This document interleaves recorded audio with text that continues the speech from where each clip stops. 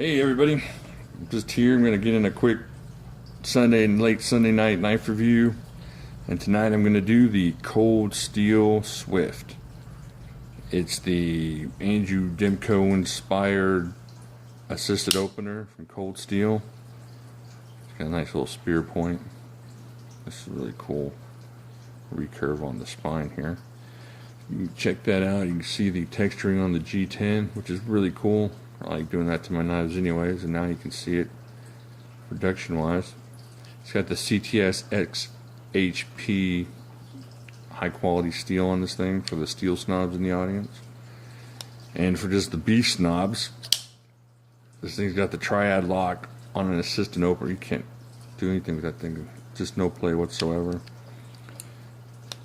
This thing's awesome. This thing is so awesome. This is about 110 bucks, and I want to buy about 3 or 4 more of these. Seriously, I just bought the, and y'all know a couple weeks ago I bought the 4MAX, and I don't know, I might trade 3 of these for a 4MAX. This thing's, it's just cool. I've got it, and I haven't stopped flipping this thing, and it just feels, you have to hold on to it just to feel how strong it feels, especially if you've owned any other assisted openers. Doesn't open like a lot of assistant openers, it just feels really strong. So you're not going to go wrong with this. I know I say that in most of my videos. I think I need to start reviewing knives I don't like or something like that, but this thing's awesome. You really, if you have any affection for Cold Steel or you lean towards them all, you gotta buy this. If you don't like Cold Steel, then try this and you will. And if you like assistant openers, you have to have this one, because like the website said, this is the strongest assisted opener in the world. It's got to be. I can't think of anything that would be stronger than this. But just so you know, I'm not lying. I'm going to compare it to a couple things here. First, I'm going to compare it to my ZT 566 assistant open flipper. See, this is nice. And look at that. I sanded down the G10. See, I wasn't lying about that. And it feels good when it opens, but still, it doesn't feel like this thing when it opens. This thing just feels, and it's not as heavy as this either. I will be getting a scale this week so that I can join the elite in the technology department of weighing these things, but this thing just feels good. And this thing feels good too. I mean, I love ZT. But it just doesn't thwack as open as good, and you can see they're kind of comparable there. You get that on camera there, as far as blade length goes and size overall, but just the way this feels, it just feels sturdier, it feels lighter, it's easy, it feels easier to carry. Let me grab another one. Here's a Kershaw, the Kershaw Blur. Another really cool assisted opener, thumb stud. But let me check the comparisons. But as far as just the way it feels and the sturdiness, this feels fairly sturdy. I mean, I'm not worried about it closing on my hand or anything, but compared to this thing, just the way it just feels great. And I got, like I told you before, I got some big chunky hands, and this thing just, this doesn't feel like it wants to break down at all.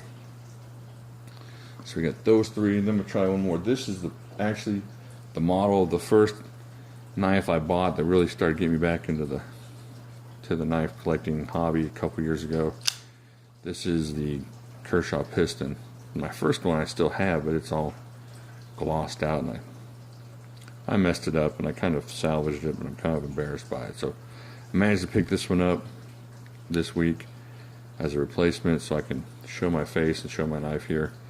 And if you look at these two, I was looking at this today, they're really comparable as far as if you take that little spine off of there, they're really kind of close as far as size.